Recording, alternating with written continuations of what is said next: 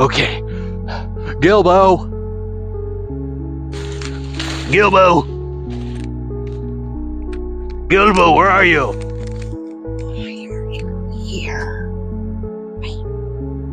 Is that you? Yes, I'm here to buy myself a nice dwarven sword. I got just. Okay, he's been gone for a couple minutes. Oh, there he is.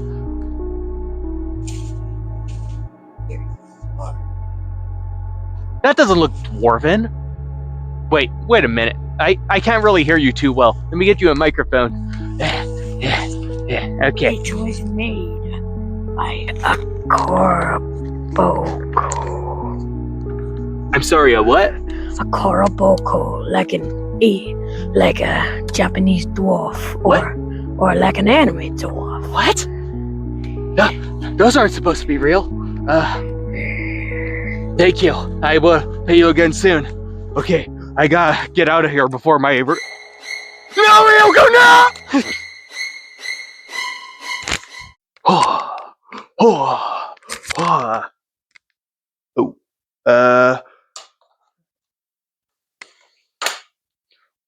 Welcome to Ampersand's Ecologies.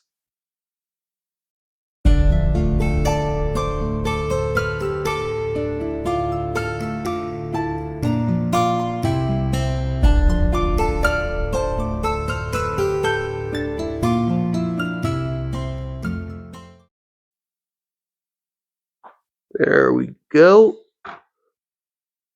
Okay. So, the Korobokuru. The Korobokuru are a species of oriental dwarves.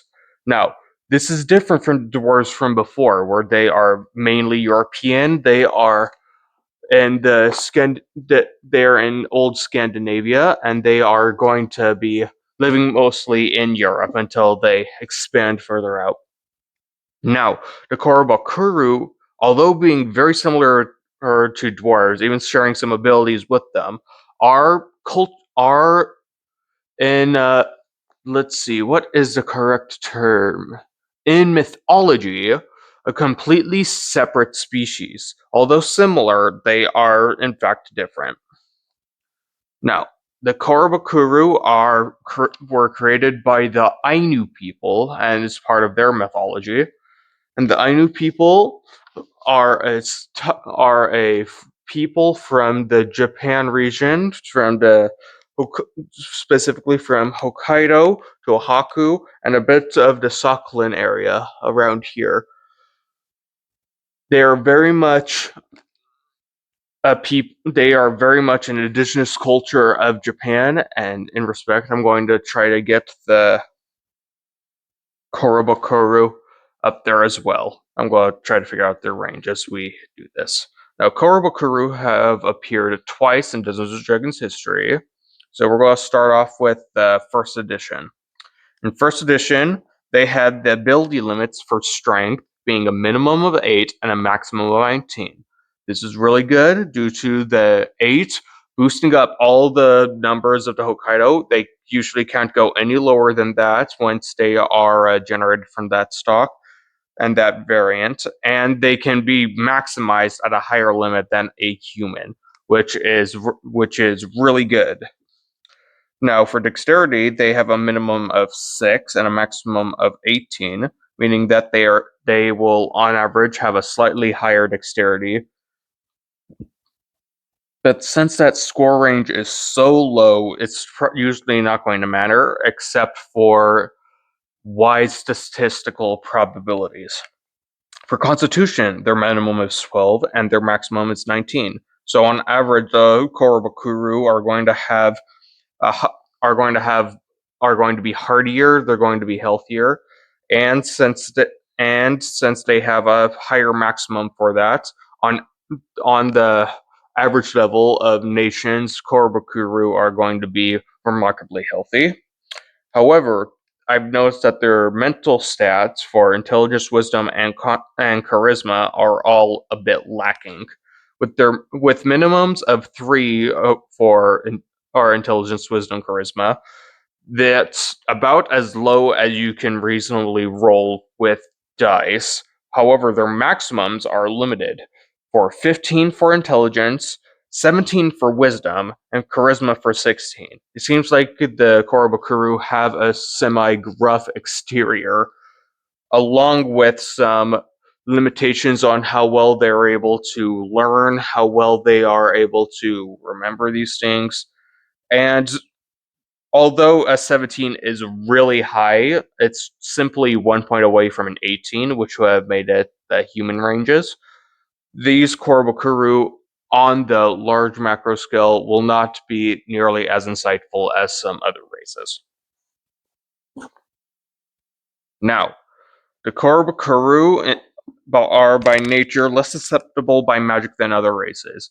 They gain a +1 for every 4.5 points of Constitution when they are saving against magical rods, staves, wands, and spells. So with the minimum Constitution score, they're going to have a +3 to saving throws against those effects.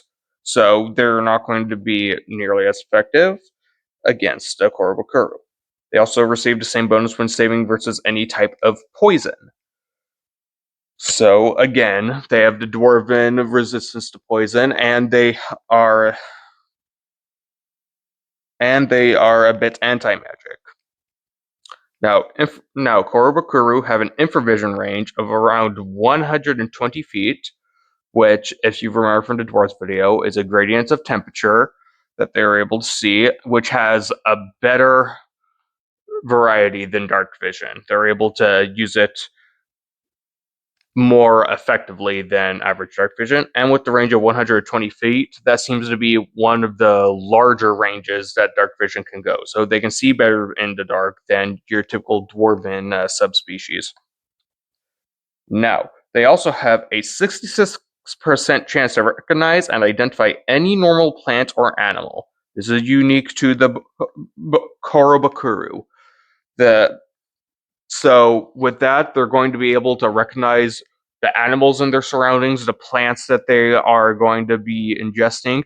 This is going to have a great effect on their survival. They're going to be able to forage a lot easier. They're going to be able to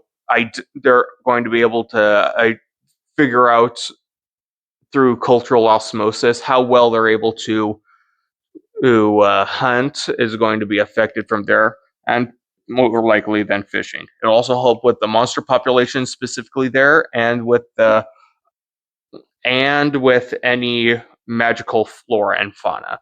That's going to be very useful in this setting.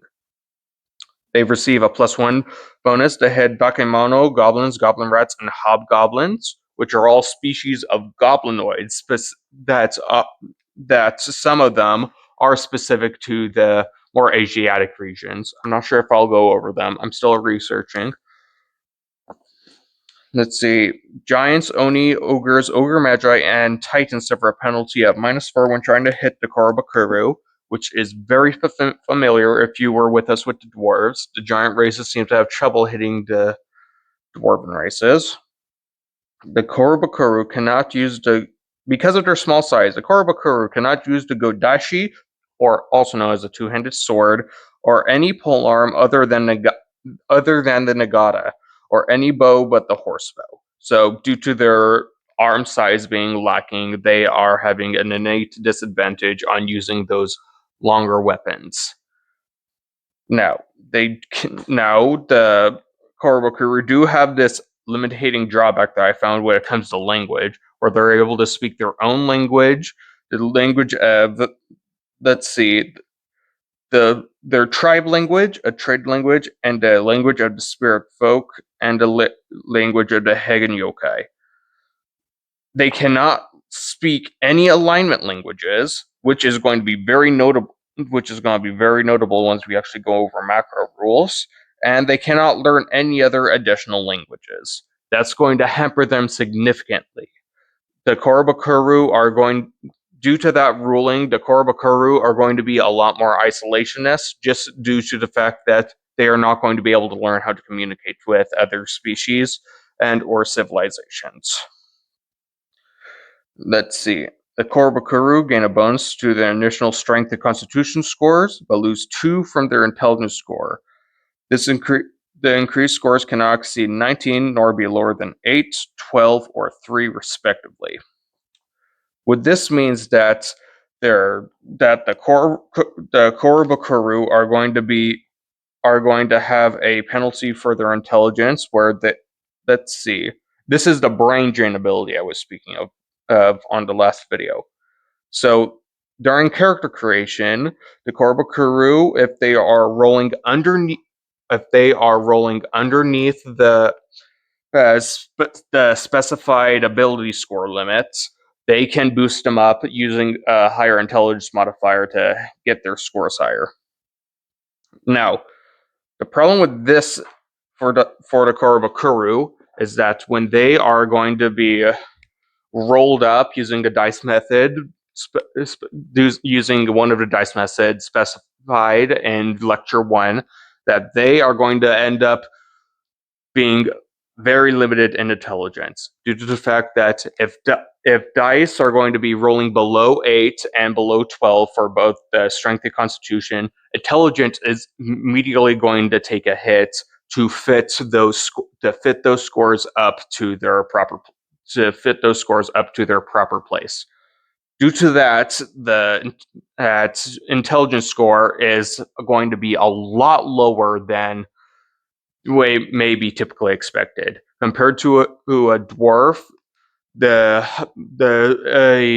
let's see, a Korobokuru with an intelligence of 15 is now even more of a rarity due to the fact that it can drain so much from intelligence just to boost those other scores up.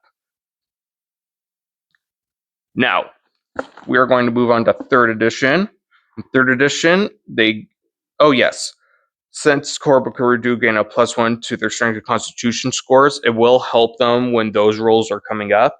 But unfortunately, due to the intelligence drain, it's still going to be fairly bad, especially if they roll, say, a 3 in strength. Their intelligence is going to drain very quickly, and in the end, these Korobokuru on a statistical glitch are going to be not nearly as intelligent as another species. Now, as we move on to 3rd edition, they're going to gain 2 constitution every time that they roll, and they're going to have a -2 intelligence. So what this means is that their ability score limits are not going to apply. The ability score limits only apply to 2nd edition Korobokuru. While the 3rd edition Korobokuru, when they are rolling up stats, they're going to add 2 to any constitution roll that they're going to get and -2 to any intelligence, which is a lot better. The Korobokuru needed that update. They're going to be a lot healthier than your average species, but be less intelligent, but not nearly as unintelligent as the Korobokuru of the 2nd edition. Now, they are here notified as small, so Korobokuru are going to be a small race. And due to that, they gain a +1 size bonus to their armor class, a +1 size bonus on attack rolls, and a +4 size bonus on hide checks. So these Korobokuru, they are gaining the mechanical benefits of being small. They're going to be easy. They're going to hide easier than your typical species. However, they are forced to use smaller weapons than humans use, and their lifting and carrying limits are 3/4 of those of medium characters. Now, it's also noted that the Korobokuru, due to that they are not nearly going to be able to carry anything as far as a dwarf. They're going to have the same limitations as any other species that needs to travel a long distance carrying supplies. Now, a Korobokuru's base speed is 20 feet, which is pretty bad. Comparatively, the Korobokuru are going to be really slow. They're going to have a dark vision of 60 feet. However, dark vision is black and white only, but it's otherwise like normal sight. And Korobokurus can function fine with no light at all.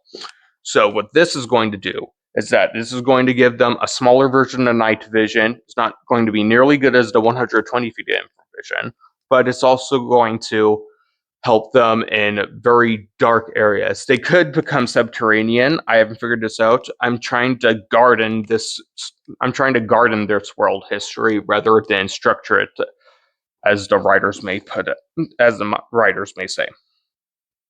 Now, they're going to gain a +2 racial bonus on saving throws against poison and a +2 racial bonus against spells and spell-like effects. This is similar to it before, it's just not nearly as strong.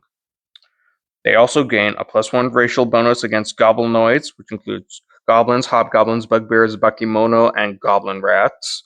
So goblinoids, once again, are going to have a disadvantage when fighting the Ainu people. We will have to keep that in note. Let's see. They gain a +4 dodge bonus against giants. However, anytime that a character loses his... Let's see.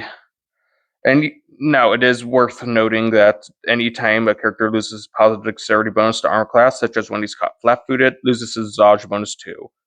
So, due to this, the Korobokuru are going to be really good against giants unless they are caught off guard by them. Again, we have the sneaking giant problem. They also gain a +2 racial bonus on wilderness floor checks, so they are very familiar with the wildlife and the animals and the plants and animals surrounding them. They're going to be better adapted to surviving nature than your typical species. And let's see. And unlike the last time, these Korobokuru are not going to be limited by the amount of languages that they can learn. And their favorite class is Barbarian. So when they're multi-classing, they are going to be able to use the Barbarians, the gain levels in the Barbarian class, and not gain an XP penalty. That is a specific ruling from 3rd edition, and due to that, the Korobokuru are going to be, as of right now, a little bit more savage. Now, the Korobokuru, I'm going to place them on the map on the same regions as the Ainu people. That's just people that I was talking about on the first part of this video. They're going to be coming from the Hokkaido region, which is this little island right here on Japan. You could circle that. You can also go to let's see, Tohoku, which is this upper region of Japan. If you split it in half, they will be living from here to here. And then you will have the Sakhalin, which is this island up here, right next to Russia. So, knowing these, we're going to have a fairly straight line on an island chain. There we go. Gonna put you back. I am very financially responsible. I bought a sword to cut a string. Now the Korobokuru will be living from the top of Sakhalin, or Sakhalin. Forgive me if I butchered the name. I have trouble with names that are of a different language.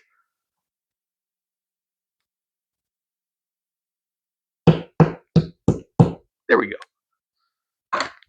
Moving from there, we're going to place this, let's see, in the Tohoku, the bottom part under Tohoku region, which does include a little bit of Tokyo. And that's going to be very important later. You may want to note that, because Tokyo is going to be where a Tarrasque lives. And yes, you did hear me right, a Tarrasque. Since I'm going to be including all rules from Dungeons and Dragons, there's going to have to be more than one Tarrasque due to the differentiating stat blocks. And with that, we now have the range of the Korobokuru. They will be signified with this sticker being number 2. From up here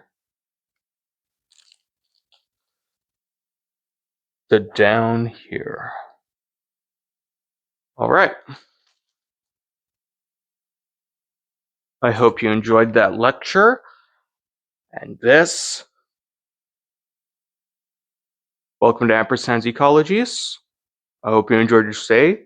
Now, goodbye from Ampersand's Ecologies.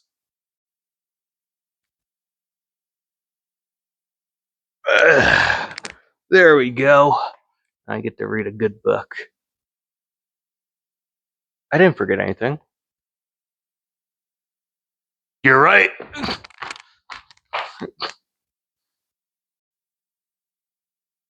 Yep, you're right.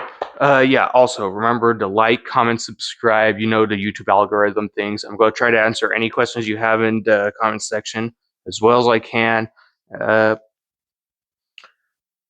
Thank you, Roko. Completely forgot. Have a great day.